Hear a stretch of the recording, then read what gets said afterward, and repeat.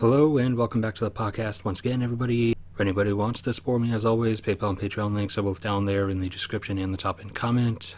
Lumber prices on the market have finally dropped, collapsed, really. You can see from the price graph over the course of several steps, they went lunging up from about $400 per 1,000 board feet. That's the trading unit, which is the price it's generally been around for the 2010s for the most part. However, this time it went flying up to over $1,000 per trading unit, then crashed a bit, then went flying up even higher and got up all the way past $1,500 and $1,600 per trading unit. Now, however, it has cascaded all the way back down to about $600 per 1,000 board feet. Now, you, as the person who's most likely listening to this, probably a frequent lumber purchaser from Lowe's or Home Depot or somewhere, you will not actually see any change in your prices just yet. Similar to how the actual first surge up towards $1,000 per trading unit took place in August last year, but you didn't see that sudden massive jump until October and November. There's a few months of delay between market prices and actual product prices for the consumer end of things, because when stuff's mined, drilled up, or in the case of lumber, cut down or harvested, usually is the term, it doesn't just instantly refine itself and teleport itself all nicely packaged and everything onto store shelves or into lumber yards. That process can be anywhere from a number of weeks to a number of months. So purchasers, big purchasers, that is, the yards, the stores and everything, that are ordering from the suppliers themselves, they're paying the market price, which at any given moment is the price for lumber that they will receive 2 or 3 months in the future. So again, if you're someone who's frequently buying lumber, you would not see those price changes until a few months after. So at this particular time, any lumber you go and try to buy is lumber that the store technically paid for a number of months back when the market price was still at the top of Mount Everest. And it was sent into this whole upward tumbling process and now downward tumbling process by a number of different things. When the 2020 health situation started, a number of states, when shutting everything down, decided to also shut their lumber operations down. So that caused a immediate supply snag. And at the same time, you remember there was the great toilet paper and related products obsession buyout, and the shelves were emptied. So at the same time as there was a sudden supply snag, that also pushed up demand, as what are all paper products made from. And after a month or two, the states that had shut down their lumber operations allowed their lumber operations to restart, though a lot of them only restarted at like half capacity. And then a bunch of lumber operations in the West had to get stopped and stalled for again, as California in particular experienced total state burn down syndrome, and the wildfires, not just in California, were constantly getting too close to various lumber operations for everybody's comfort, so stuff was constantly stopped. And then hurricane season hit its peak down in the southeast. A decent bit of lumber in the U.S. actually comes from tree farm operations down in the southeast, and so hurricane season last year was pretty interesting. They got a lot of storm systems that kept going through. A lot of them in particular kept kind of taking the same path, coming up the Gulf basically and then sweeping across through the southeast. And so for a couple months it was on a repeating pattern. The storms would come up, they'd have to shut down operations.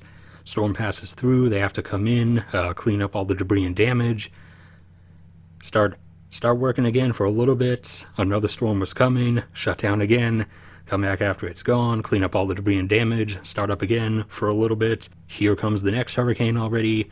Repeat the process, repeat the process, repeat the process. And then, as you can see, as it rolled into the fall months, the price took a decent drop, because at that time it was a futures price for lumber to be delivered in like November and December and onward, when a lot less construction is going on. A decent bit is still going on, but a lot less than during the warmer months. And they expected the wildfires to mostly be suppressed and contained by that time. And also by then, hurricane season would be over, so the southeastern lumber operations would have been able to recover by that point. And then, after that brief reprieve period, the prices kept going. First, there were some fears from the industry initially, as the new presidential administration in the U.S. was coming in, that lumber operation allowances were potentially going to be restricted or cut back.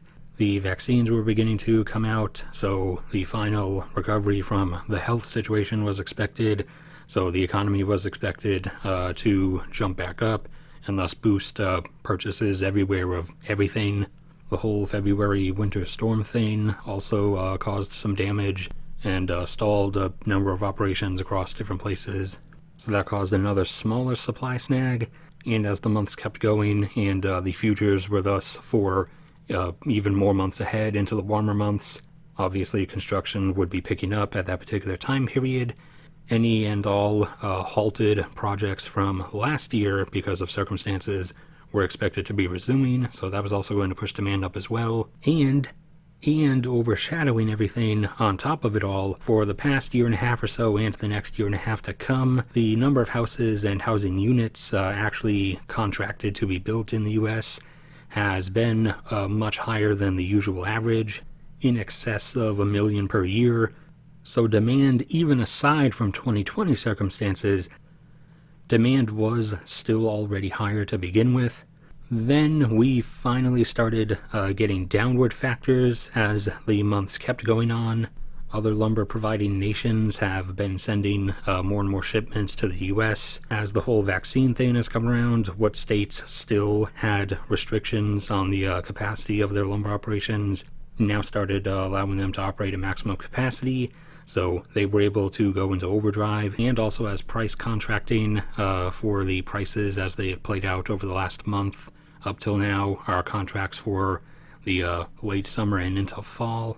After last year's interesting fire season for the West, they're really likely a lot of construction operations are likely being put on a pause over that time period, and also in the western U.S. as a whole, not just the West Coast, but the western U.S. as a whole. There's kind of that whole exacerbated mega drought situation going on. So across the board, there's probably already some halts in place, and since this is contracting for the future, they're probably expecting some more stoppage orders to come in place then, as the situation keeps getting worse and worse and the water supplies keep dwindling. As the construction industry also uses a decent bit of water in various processes throughout. But we will have to see how everything goes. You, as an end consumer, since the most likely person to be listening to this is someone who frequently buys lumber, and you will not likely see that reflected in your end product prices that you pay until a few months from now, because that's on delay. But regardless, one way or another, that's it for this one. So thank you everybody for sticking around and listening. Like if you enjoyed, subscribe if you haven't already. PayPal and Patreon links are down below for anybody who wants to support me. Only do so if you actually can. May God bless, protect, and save all of you, and I will see you all around next time.